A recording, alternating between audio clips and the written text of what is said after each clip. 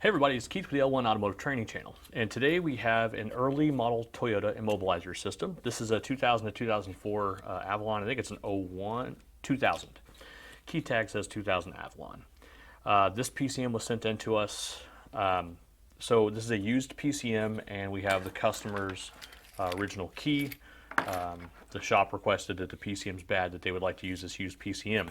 Toyota's early immobilizer system, where the PCM is wired directly to the immobilizer and amplifier. So if the system involves a ring amplifier and then to the PCM, and it uses a 4C transponder, then this is the system we're talking about. Later models that have an external key immobilizer authentication ECU do not have this problem. You could reset them easily. So the factory Toyota procedure for this is whenever you don't have a registered master key, which in the case of a used PCM you wouldn't, what we do is we read the data off of this chip right here, which I'm going to give you a better look at on a microscope shortly.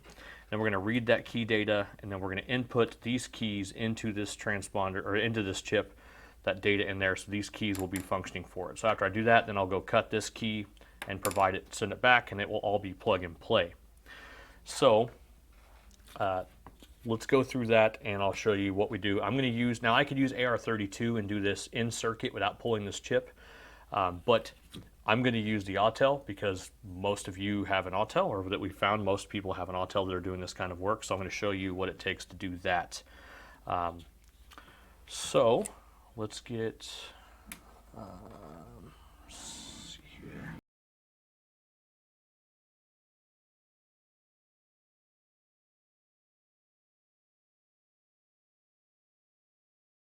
Getting some tweezers. Woo. And some hot air.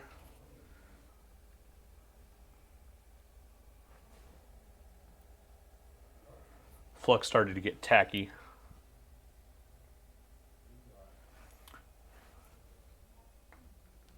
All right, so I've got the transponder, or the chip, I keep saying transponder, I got the chip off the board. Now we're going to get the XP400 with the adapter and get that hooked up to the IM508, and we'll show you what to do from there.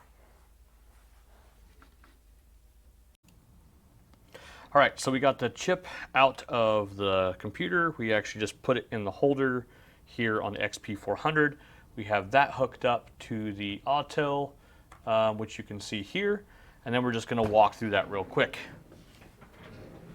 So we're going to go to right key via dump. We're going to code it. So there are 4 keys programmed to this.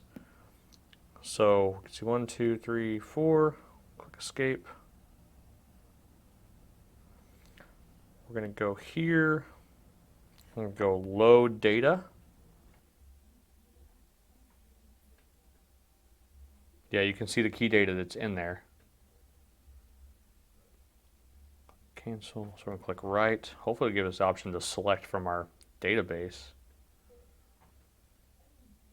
There we go. So we'll select 244 right.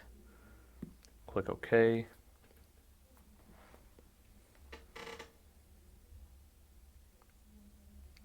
Says it wrote it successfully. So we'll go back and read it and make sure that the key data changed.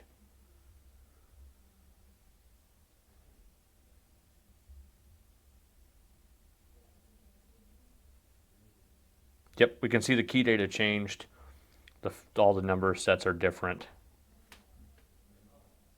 So I'm going to click cancel. I don't need to save that. Okay.